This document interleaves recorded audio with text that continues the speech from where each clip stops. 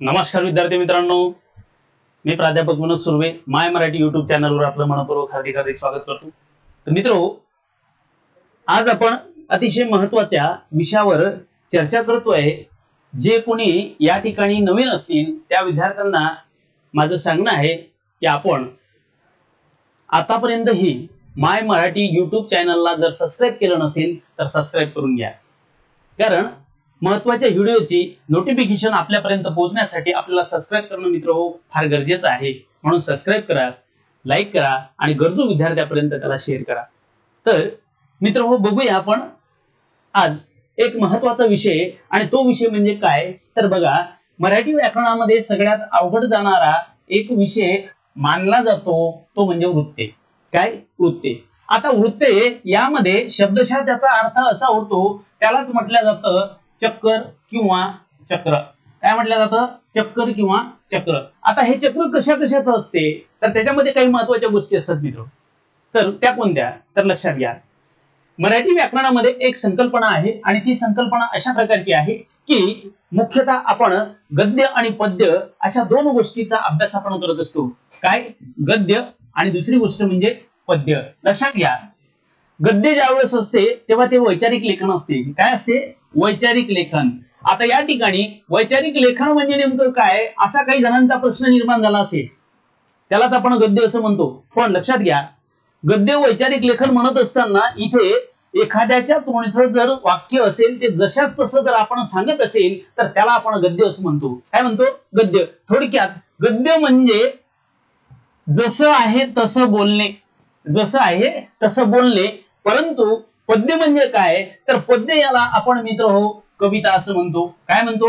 कविता असं म्हणतो। मग कविता कोणकोणत्या तर ज्याचा उल्लेख आपण गेयच्या स्वरूपानं किंवा लयबद्ध रचनेच्या स्वरूपानं करत असतो, ज्याच्यामध्ये सूर आलेला असतो, अशाला आपण कविता असं म्हणतो। काय म्हणतो? कविता असं म्हणतो। आता मला एक सांगा, एक सुधीर मोघे सरांची सुंदर कविता आहे जी 8व्या वर्गाला अभ्यासाला होती, ती मला अजूनही आठवते। आणि ती कविता काय होती बघा, ती कविता अशी होती, फिटे अंधाराचे जाळे झाले मोकळे आकाश, दऱ्या खोऱ्यातून वाहे प्रकाश प्रकाश। फिटे अंधाराचे जाळे झाले मोकळे आकाश, दऱ्या खोऱ्यातून वाहे प्रकाश प्रकाश। पण हे जेव्हा आपण या ठिकाणी सांगतो तेव्हा त्याला म्हणतात वैचारिक लेखन। मग वैचारिक लेखन म्हणण्यासाठी त्याला म्हणतो आपण गद्य। पण तेच जर आपण कवितेच्या रूपाने जर म्हटलं तर त्याला म्हटलं जाईल की या ठिकाणी आपण म्हणू शकतो, फिटे अंधाराचे जाळे झाले मोकळे आकाश। मित्र हो, या दोन ओळी ज्या आहेत, ह्या दोन ओळी मी गाऊन तुम्हाला सांगितल्या म्हणजे याच्यामध्ये सूर आला, लयबद्ध रचना आली आणि गेयता आली। ज्या वेळेस अशा प्रकारची रचना येते त्या वेळेस त्याला आपण कविता म्हणतो, आणि साधी जी रचना असते जशाच तशी सांगितलेली त्याला आपण गद्य असं म्हणतो। काय म्हणतो? गद्य असं म्हणतो। मग प्रामुख्यानं गद्य आणि पद्य हे दोन भाग वृत्तामध्ये येतात, आणि त्या वृत्तामध्ये जेव्हा आपण बघतो त्यावेळेस आपल्या लक्षात येतं की वृत्त ओळखायचं कसं तर वृत्त हे काही गोष्टीवर अवलंबून असते। त्या गोष्टी कोणकोणत्या आहेत तर त्या शिकण्यासाठी आपण जाऊया पुढच्या पेजवर आणि बघूया मित्र। चला बघा, या ठिकाणी त्यालाच म्हणूया आपण वृत्ताचे प्रकार। काय म्हणूया? वृत्ताचे प्रकार। आता या ठिकाणी वृत्ताचे प्रकार जर तुम्हाला बघायचे असतील तर त्यालाच आपण पद्याचे प्रकार असं म्हणतो, कारण पद्याच्या रचनेवरच वृत्त हे अवलंबून असते। म्हणून बऱ्याच विद्यार्थ्यांना पद्य म्हणजे काय हे जर कळालेलं असेल तर त्यावरून आपण वृत्ताचे प्रकार बघूया। आणि वृत्ताचे प्रकार प्रामुख्याने मानले जातात मित्र हो तीन। किती?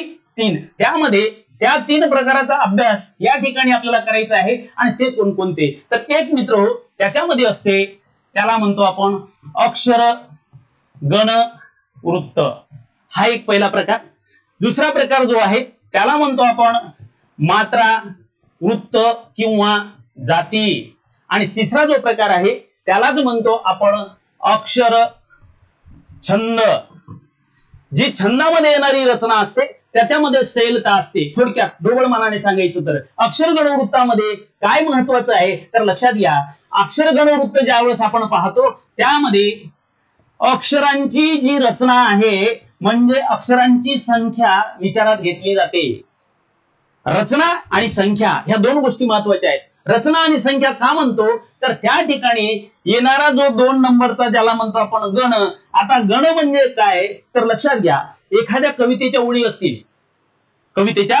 असतील, जसं आपण असं म्हणूया, कवितेची ओळ घेत असताना साधारणतः आपण जर म्हटलं सदा सर्वदा योग तुझा घडावा, तुझे कारणी देह माझा पडावा, उपेक्षू नको गुणवंता अनंता, मागणे हेच आता. लक्षात घ्या, या ठिकाणी आपण उदाहरण घेतलं सदा सर्वदा योग तुझा घडावा. लक्षात घ्या, ही झाली एक ओळ असं गृहीत धरूया आपण. आता या ओळीमध्ये किती अक्षर आहेत?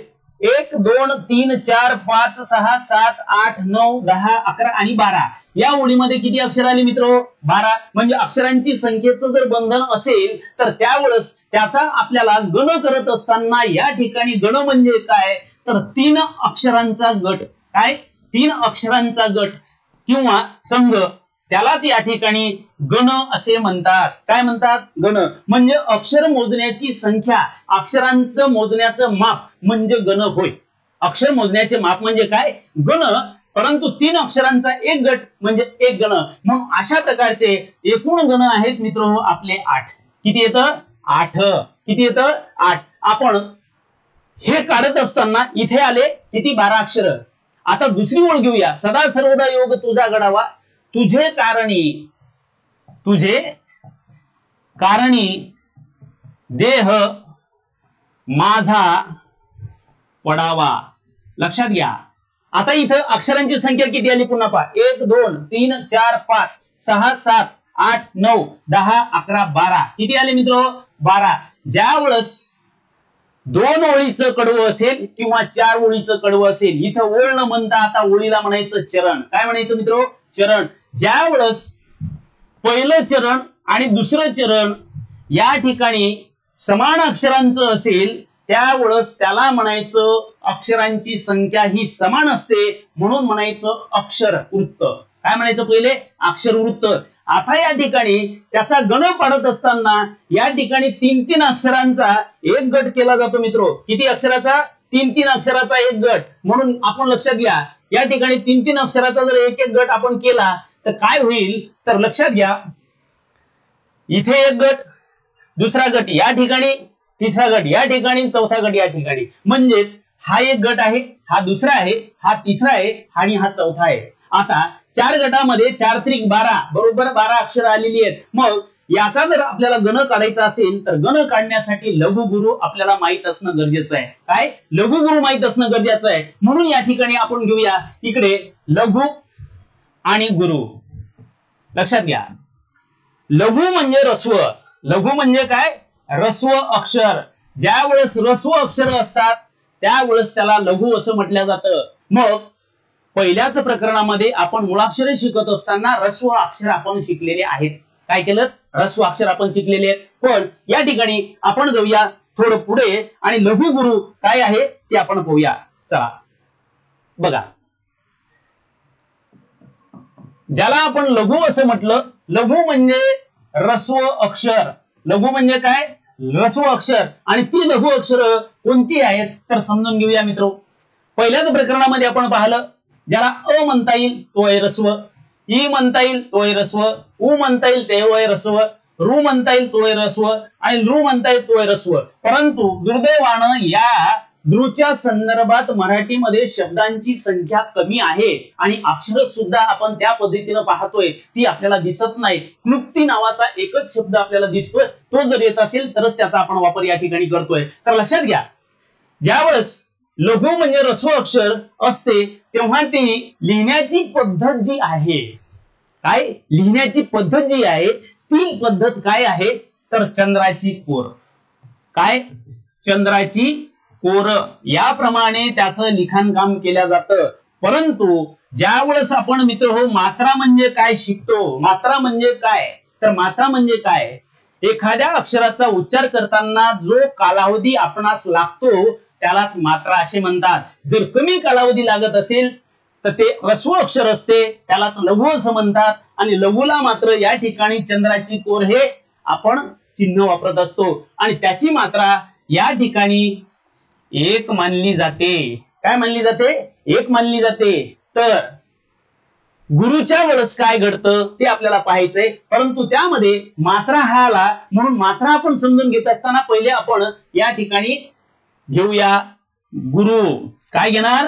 गुरु. लक्षात घ्या. आता गुरु म्हणजे काय? तर गुरु म्हणजे या ठिकाणी दीर्घ अक्षर. काय? दीर्घ अक्षर. आता दीर्घ अक्षर कोणकोणती आहेत? तर जर तुम्हाला समजलं असेल की मुळाक्षरामध्ये काही दीर्घ स्वर होते, ते दीर्घ स्वर जर व्यंजनामध्ये मिसळत असतील तर त्याला म्हणायचं दीर्घ अक्षर. जसं की या ठिकाणी आपण घेऊया की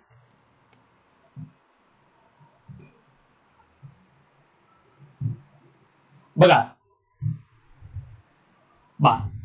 आ असेल, दुसरी असेल, दुसरा उ असेल, त्यानंतर ए असेल, आई असेल, ओ असेल, औ असेल, या पद्धतीचे अक्षर. लक्षात घ्या.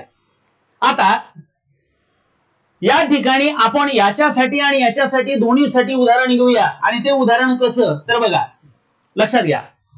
ज्यावेळेस पहिलंच अक्षर जे आहे आपलं व्यंजनाचं क, क मध्ये या ठिकाणी मिसळलेलं आहे क अधिक अ. काय मिसळला? क अधिक अ. पण क म्हणतो त्यावेळेस तो लघु असेल. काय असेल? लघु असेल क.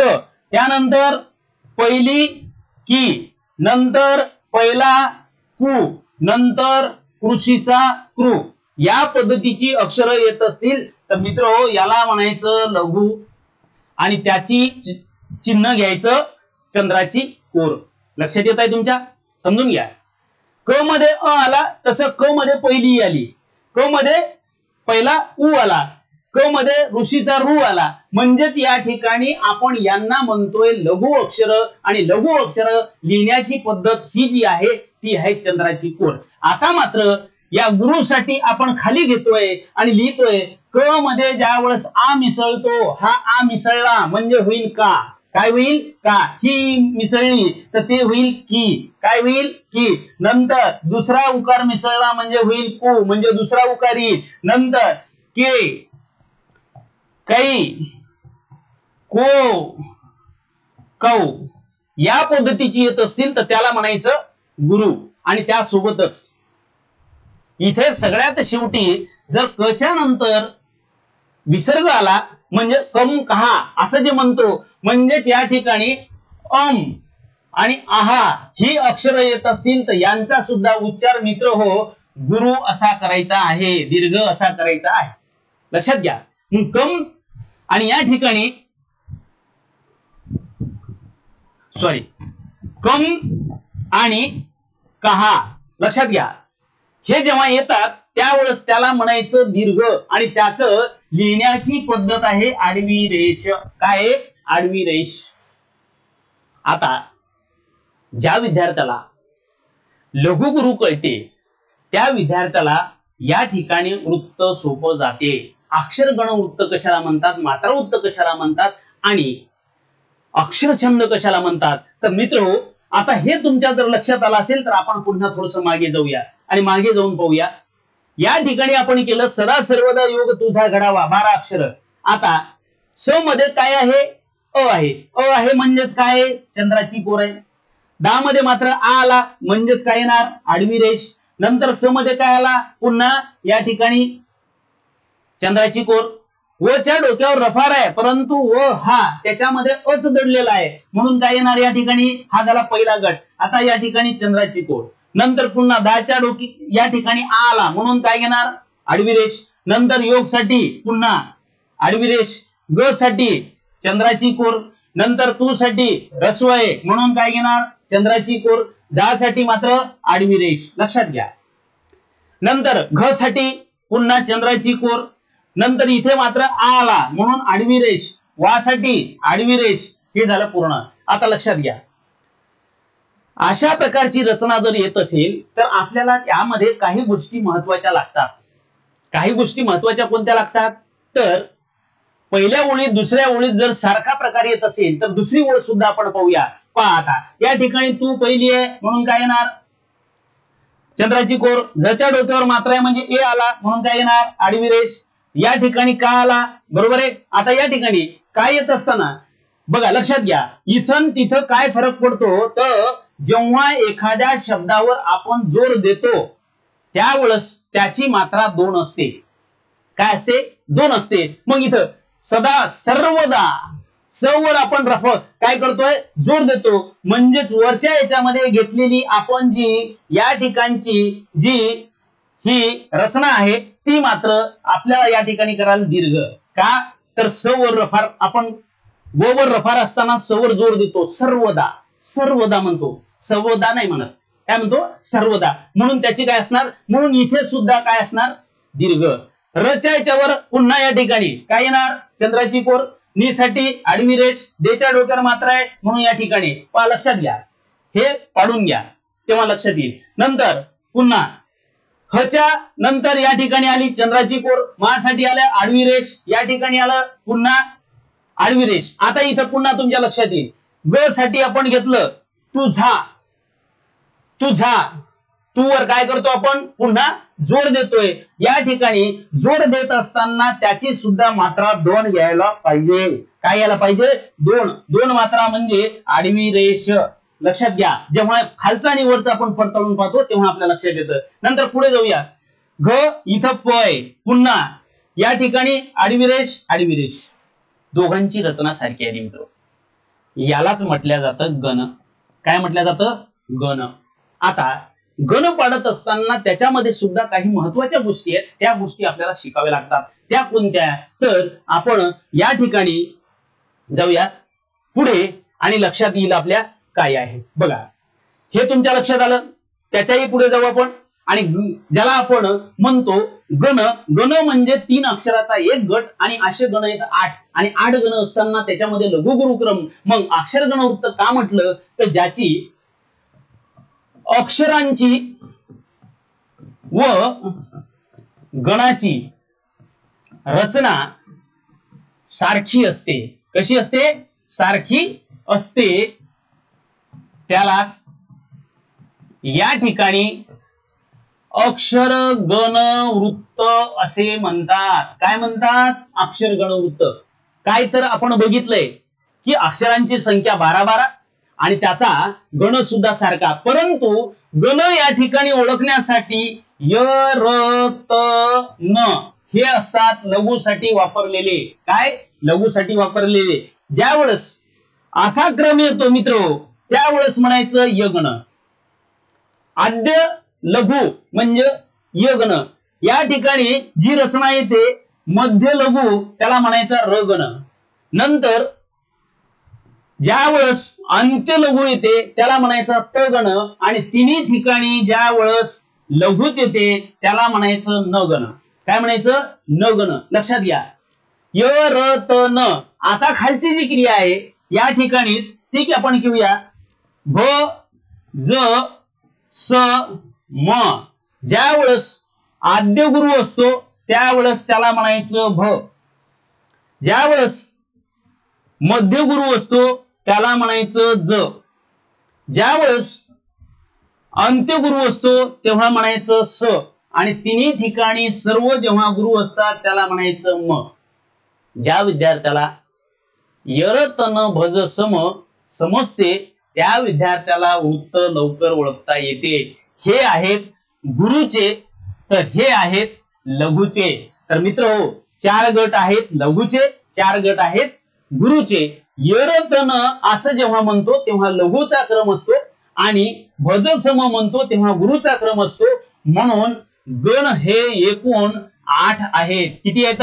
8.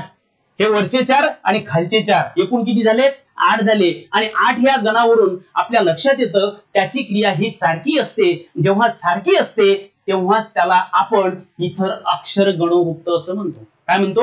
अक्षर गणवृत्त. अक्षरांची संख्या आणि गणाची संख्या सारखी जिथं जेव्हा येते तेव्हा त्याला वृत्ताचा पहिला प्रकार तो म्हणजे अक्षर गणवृत्त असं म्हणतो. त्यामध्ये काही गोष्टी महत्वाच्या आहेत. ज्या अक्षरावर आपण जोर देतो, जोर देतो म्हणजेच लक्षात घ्या. उदाहरण या ठिकाणी घेऊया आपण. पुस्तक. कोणतं? पुस्तक. आता पुस्तक या शब्दामध्ये जर याचा क्रम आपल्याला द्यायचा असेल, लघुसाठी आपण कधी वापरतो चंद्राची कोर. परंतु पुस्तक म्हणत असताना स्त हा शब्द आपण कमी वेळात उच्चारतो, पण प वर जोर देतो, म्हणजेच या ठिकाणी उकारावर जोर आल्यामुळं जरी तो पहिला उकार असला तरी सुद्धा त्याची मात्रा मात्र दीर्घ येते. काय ते दीर्घ येते आणि ती दीर्घ मानावी. आणि इथे मात्र ती ह्रस्व येणार आणि पुन्हा ही ह्रस्व येणार. लक्षात घ्या, पुस्तक म्हणत असताना त्याची रचना अशी होईल, पण ज्या वेळेस आपण उन्हात असा शब्द वापरतो, तो शब्द वापरत असताना उन्हात असं नाही म्हणत. म्हणून या ठिकाणी याची रचना मात्र इथे पहिलाच येणार, त्याला लघु म्हणणार, आणि ही मात्र दीर्घ होते म्हणून दीर्घ आणि पुन्हा अशी रचना असणार. लक्षात घ्या, जेव्हा एखाद्या अक्षराच्या डोक्यावर अनुस्वार येतो, जसं संघ हा शब्द आहे, याचे जर आपल्याला गण लिहायचा असला तर स च्या डोक्यावर मात्रा आल्यामुळे त्यांना म्हणणार आपण गुरु आणि याला म्हणणार आपण लघु. पण चरणाच्या शेवटी एकच अक्षर असेल म्हणजे कवितेची ओळ आणि त्याच्या शेवटचं अक्षर हे जरी ह्रस्व दिसत असलं तरी त्याचा उच्चार नेहमीसाठी दीर्घ होतो. मग ते जर शेवटचं अक्षर जर घ त्यामध्ये येत असेल तर त्याची सुद्धा मात्रा मित्र हो या ठिकाणी संघ लिहित असताना या ठिकाणी हे दीर्घ येणार आणि हा पण दीर्घ येणार, कारण की हा ओळीच्या शेवटचं अक्षर आहे, ओळीचे शेवटचे अक्षर. म्हणून काही नियम या ठिकाणी लक्षात ठेवायचे असतात आणि त्या नियमानुसार जर तुम्ही शिकले तर तुम्हाला वृत्त अगदी सोपं जाते. म्हणून वृत्त शिकण्यासाठी आताही विद्यार्थ्यांना काही जर आतापर्यंत चॅनलला सबस्क्राईब केलं नसेल तर सबस्क्राईब करा, लाईक करा, शेअर करा आणि व्हिडिओ मित्र हो पूर्ण बघा, कारण यावर येणारा प्रश्न हा हमखास आपल्याला इतर विद्यार्थ्यापेक्षा 1 मार्काने पुढे नेणारा आहे. त्याच्यामुळं सबस्क्राईब करायला मित्र विसरू नका. आपण पुन्हा भेटूया पुढच्या व्हिडिओमध्ये. धन्यवाद.